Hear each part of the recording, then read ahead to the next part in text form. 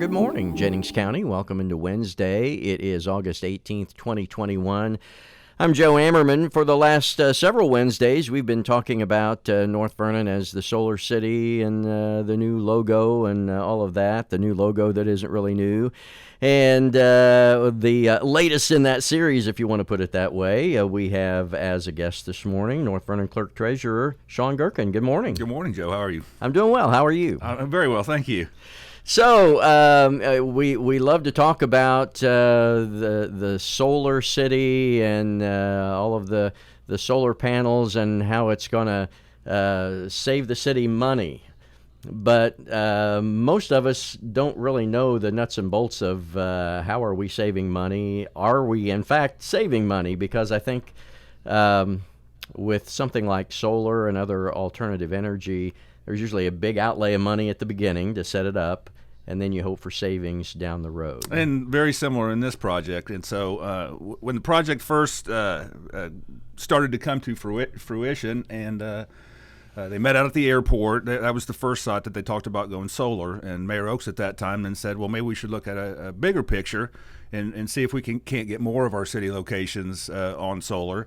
And so as that came along and the project started to come about, then obviously paying for it was a big part of it. And they always turn to me. I always joke around that I'm not allowed to spend money or write checks without city council's approval. And yet I know if we ever run out of money, I know who they're going to blame, right? And so right. Paying for the project, of course, was a challenge. And the reason, one of the reasons, the original costs were estimated at just under $5.4 million, so a pretty large project.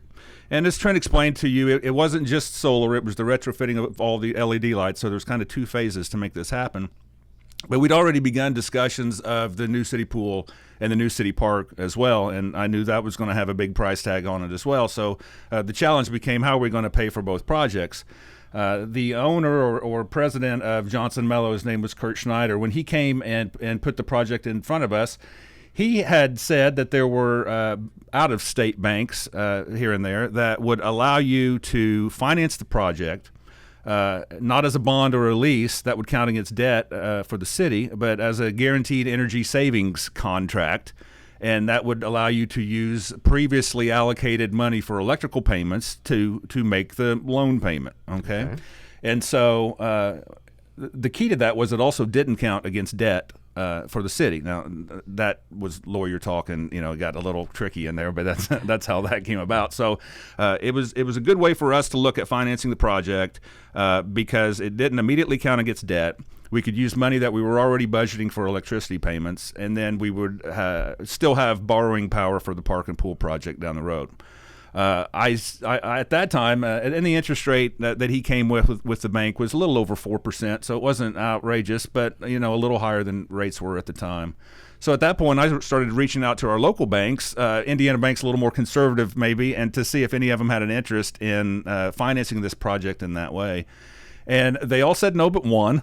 The former Main Source Bank, and a friend of mine at Main Source, Kevin Gabbard, and I started to have a conversation, and he took it back to his superiors, and they liked the idea. The city's got pretty good credit. We tend to pay our bills all the time and on time, so that was good.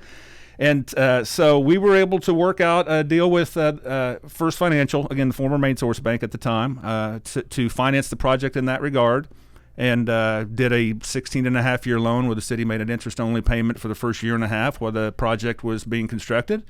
And now we're inside the 15 years, down to just over 13 now, so the project will be paid off. So, again, previously allocated, what does that mean?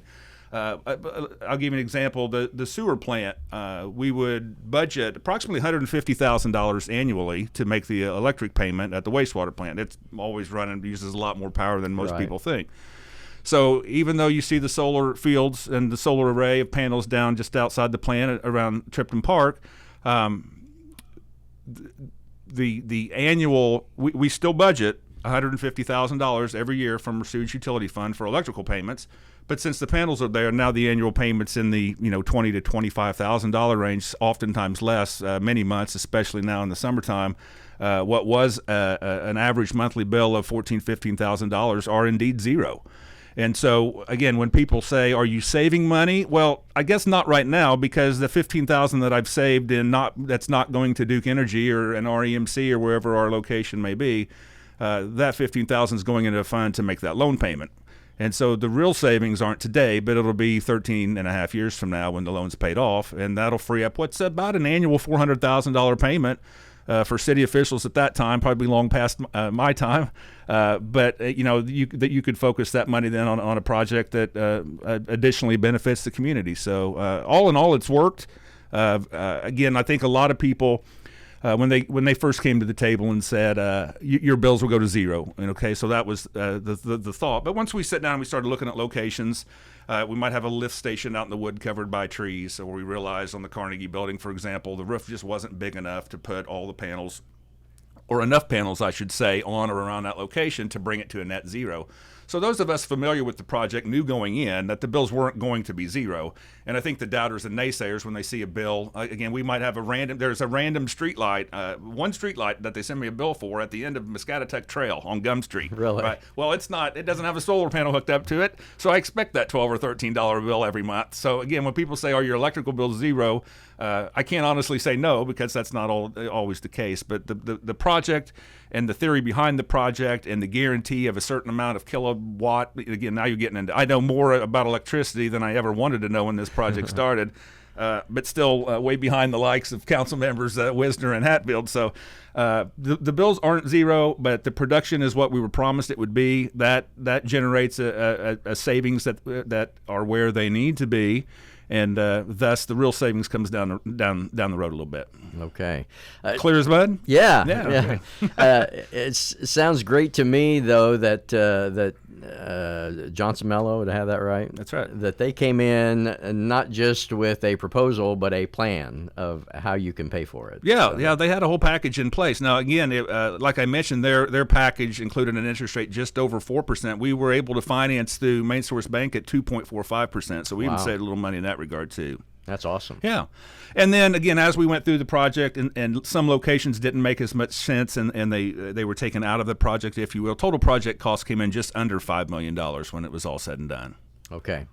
So, in your estimation, this is a good thing. It is a good thing. It is a good thing. And again, it wasn't just the solar part; it was the electrical part. So, the street lights downtown are still owned by Duke Energy. Okay, but part of the plan was that we paid them then to put in the LED bulbs and take out those old orange, smoky, ugly things and replace them with bright white LEDs. And again, as you know, as most people know, then LEDs use less electricity than those old bulbs did, and so. Again, another thing that may surprise people, our monthly bill just to run the streetlights in town so we could have stoplights and streetlights was near $10,000 a month prior to the project, and now it's about $3,500 a month. So there's savings not just in the solar part of it, but also in just reducing the electrical need by retrofitting all our buildings lights and all the streetlights with LEDs. So it's been a successful project. So the savings are currently paying the bank bill. They are, yep.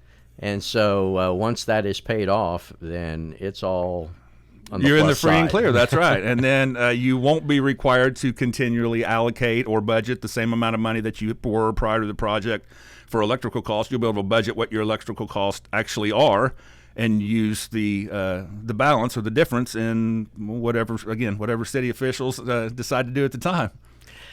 You're right. Most of us, I'm sure, I'm speaking for myself, had no idea the numbers of how much it costs for electricity to run the city of North Vernon. It is surprising, yes. Unbelievable. Yeah, a total of $400,000 plus a year prior to the project. So the savings that we're realizing then are making that the semi-annual loan payment, and we'll get there. Yeah, it's going well. All right. Well, I guess if you were looking for a way to save the city money, electricity would be a good area to have done so. Yeah, well, I'm not sure it's one I saw, but again, thanks to, I think it was Greg Hicks knew Kurt Schneider from Johnson Mello and kind of got him in the area and interested in Ryan Curry and the airport board. And then, again, the mayor had the wherewithal and foresight to think, well, a little bigger picture than just the airport, and it's turned into where we all are now, old logo and all. It's kind of odd how it's all coming together. Yeah, it is. All right. Shawn Gerkin is our guest this morning. Anything else that you think folks might like to know? I could stay here all day and talk if you want to. This is the first time in the new place here. You know, I always enjoyed doing Tom's show. Tom always said I had a face for radio, so I feel comfortable here and could do this all day. But no, things are. It's not just the solar project. You know, the city council and I and the mayor have really kind of changed our thinking and focusing more on quality of life. You know, a lot of things that are boring, infrastructure and, you know, water lines and sewer lines, some of those are in a lot better shape than many people think. And so a couple years ago, kind of changed our focus more to recreation. And so our new pool in the Tripton Park and things like that, we're really proud of. I hope the rest of the community is proud of also. But we certainly have some other ideas coming up down the lines. You know, I don't know if I want to get into them and share yet, but they are exciting as well, and it's certainly fun for me to be a part of. And again, just got to figure out a way to pay for it because I know who's getting blamed if that doesn't work out. So.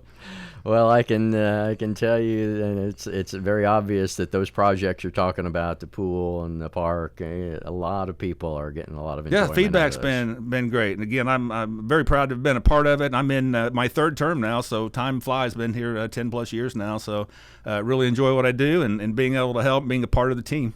All right. Well, we appreciate what you do, and thanks for coming in to talk about it this morning. My pleasure.